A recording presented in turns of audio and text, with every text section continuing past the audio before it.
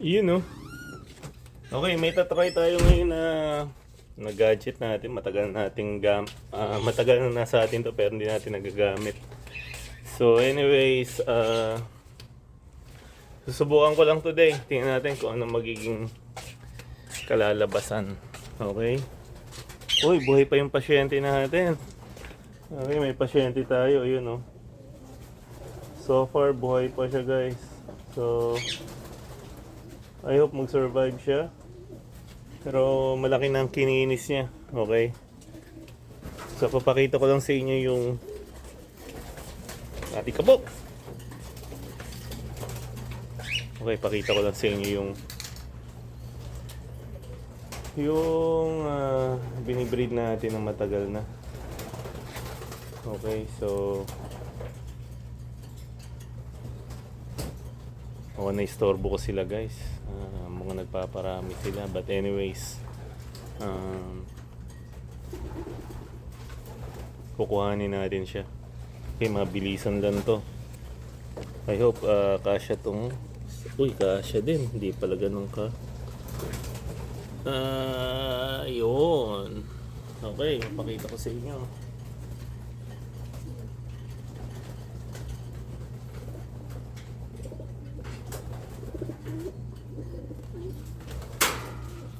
Okay, ito yung ginamit natin na foundation cock natin. Okay, so chassis SIM 76.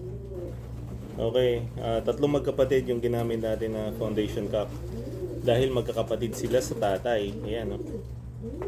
Napakagandang ibon guys.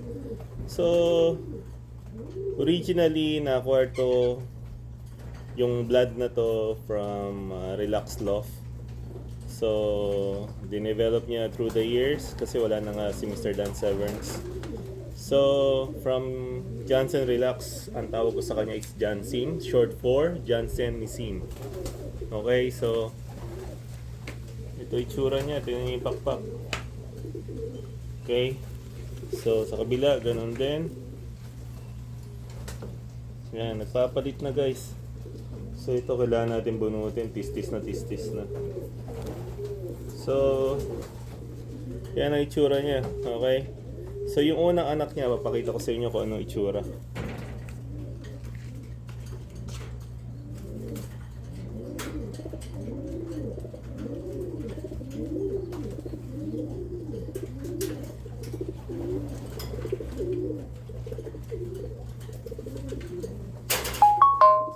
Pero bago yun, gusto ko makita niyo yung kapatid niya na isa sa foundation cock din natin. So kung si SIM 76 is winner ng 300 miles, combined winner I mean, ito namang full sibling niya, SIM 77, winner siya ng 200 miles. Same thing, combined winner guys. And then yung isang ginamit natin so far, marami na siya na-produce pero wala na siya dito. Winner naman siya ng 165 miles. Hindi siya nag-combine pero nung ginamit sa breeding, nag-produce siya ng combined winner. So ito itsura niya, halos kamukha ni SIM 76. Pareha silang pencil. Ayan, no? Okay, pakita ko yung project natin galing kay SIM 76. Okay.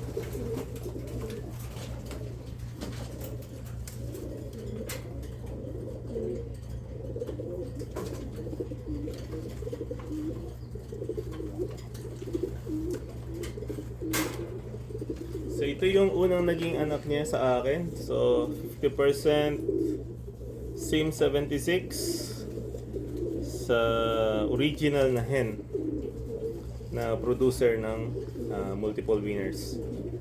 So ito yung 50% na SIM 76. As you can see, may lumalabas na white. Ayan, no? Okay, so ibinalik ko siya kay SIM 76 at ito naman yung kinalabasan. Pero bago yan, pakita ko sa inyo yung structure ng feathers niya. Ayan.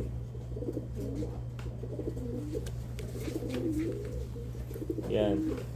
So ito yung naging foundation hen natin aside doon sa original na hen.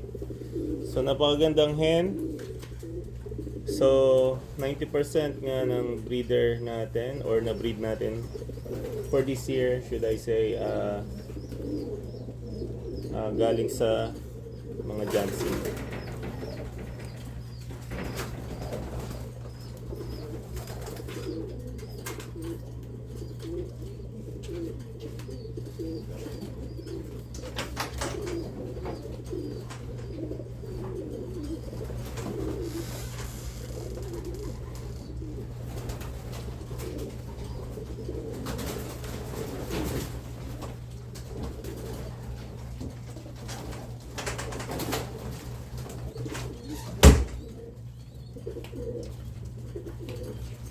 I'm back. Okay, so ito naman yung 3/4 ni SIM 76.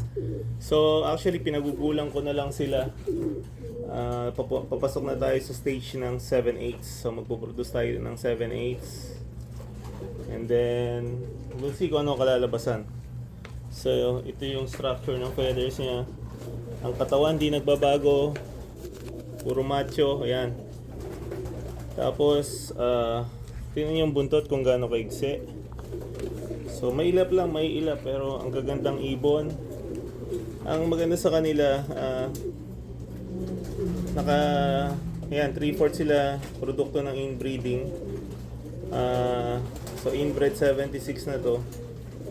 Wala kang makikitang, na pumapangit, lumiliit yung ibon. Ang gaganda ng ibon. So, marami pang nandoon. Try natin kung makakahuli pa tayo.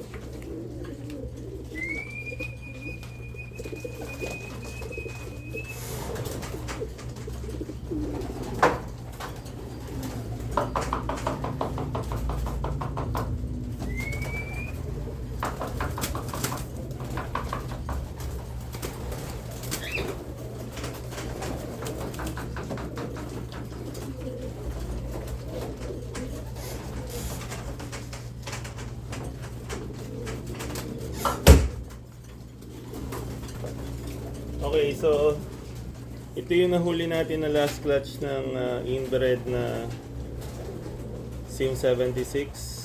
So puro mga dark ang nilalabas. Yung mga magugulang sa taas ay magpahuli eh.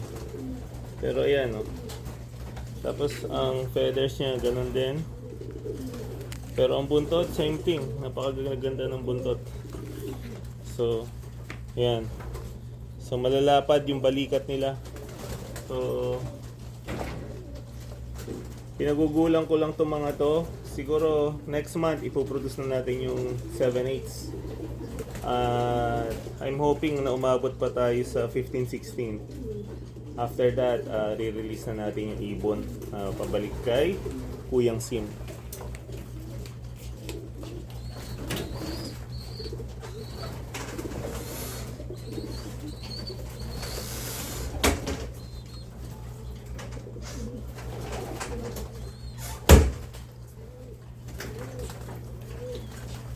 Ito pa isang produkto ng SIM 76. Oh. Puro dark ang ilabas. Ang gagandang kalapate. Okay, tsaka maigsi ang buntot. So ayan. So isang structure ng buntot nila hindi ko alam. Ayan oh. Kung ano tawag yan, maigsi ang buntot pero ang gaganda. So abangan nyo to. And then nando tayo sa proseso ng ginagamit natin yung common denominator breeding na technique. So we'll see.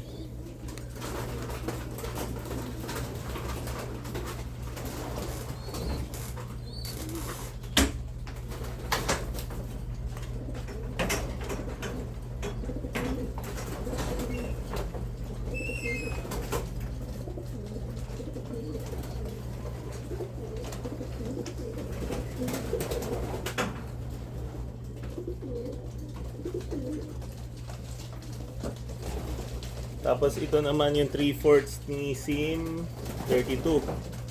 Ayan, dark din. Ayan. So, ang pinagkaiba lang nila, pagkaanak ni SIM 32, itong clip band niya. So, yung mga SIM 76 ko naka-green. Yellow-green. Okay, so, ayan.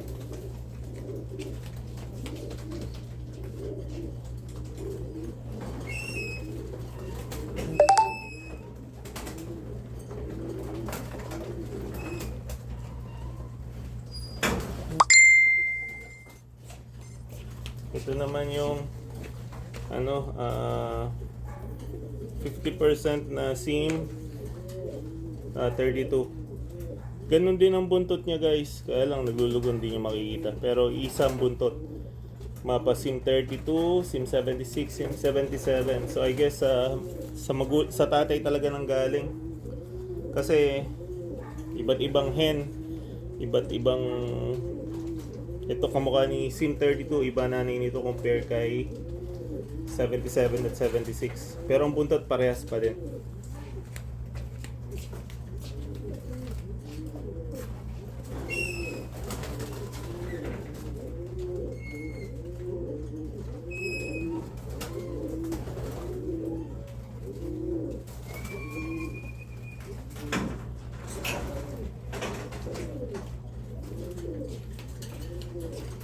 Okay guys, so yan muna for now. At nakakapagod manghuli. Okay, so mahirap utakan yung mga ibon natin. Ayaw nilang magpahuli unless magbibigay tayo ng patuka. So di mo natin sila pwedeng pakawalan ngayon kasi nga masyado pang mahok na ng ganitong oras. So konting sakripisyo sa init, yun ang ginagawa ko sa kanila, pero at least mas safe sila kaysa madisgrasya. Okay, so short video lang tayo today. So for now, nakapares si SIM 76 sa Leo Harriman. Kasi meron tayong hinahabol na isa sa mga gagawin natin for December breeding. Sana makapag-clutch lang sa isang clutch lang. And then si-switch ko sila ng pair ni SIM 77. Okay, tapos kung ma-switch natin, kung hindi naman didiretso ko na siya sa pagpuproduce natin ng 7/8. Okay, then after that 15-16, hanggang doon lang tayo. Considered na yun na Xerox copy ng target na ibon natin. Sabi ko nga sa terminology ng mga nagsasabong, seed fall na yun. Okay, so ayan. So hanggang dito na lang. At sinusubukan ko lang naman tong bagong app natin. Tsaka yung gadget natin matagal nang nandito na hindi naman natin ginagamit. So we'll see kung anong kalalabasan. Okay. So shoutout kay Diane Rose, kalapatids yan, kay AC Abuel, kay Raymond Kulala. Good luck kay AR-17. Sana magkaroon na ng resulta yung gusto mong mangyari. At alam ko magtatagumpay kang bata ka. Masipag at marunong kang makisama. Okay, sa mga kasama natin sa Kalapatids, Central Valley, kung sa man sulok ng mundo, shoutout sa inyong lahat. Kung taga rito kayo sa California at napapanood nyo itong video natin, comment down below, shoutout ko kayo kasi may mga like yung isang kaibigan natin from Mantika, sabi kakilala ka nito. So comment naman kayo dito at nang makilala ko rin kayo. Mahirap naman na kayo lang nakakilala sa akin. Okay, so salamat sa pagsuporta nyo at sa pagtiyagain sa mga video natin. So for now, yan lang munang family na yan napapakita natin. At marami pa tayong pamilyang ipapakita, pero for now, dyan lang tayo mag-focus. So yung mga ibang blood natin, baka let go natin. Okay, kasi kailangan ko magkaroon ng room para doon sa mga dine-develop nating ibon. Okay, so again, shoutout sa inyo lahat. Kita-kits, mag-ingat lagi. At sabi ko nga, anytime from now, pwedeng yumanig dyan sa lugar nyo sa Pilipinas. Okay, so iwas ako na, lagi magdasal at pagmulat ng mata, magpasalamat na agad. At pinagkalooban pa tayo ng panibagong buhay, lakas at subaybay. para makagawa at makapaglingkod sa mga sa sarili natin at sa mga taong nakapaligid sa atin at lalo higit lahat gumawa tayo ng naayon sa Kanya. Okay, alam niyo na, takrakan na.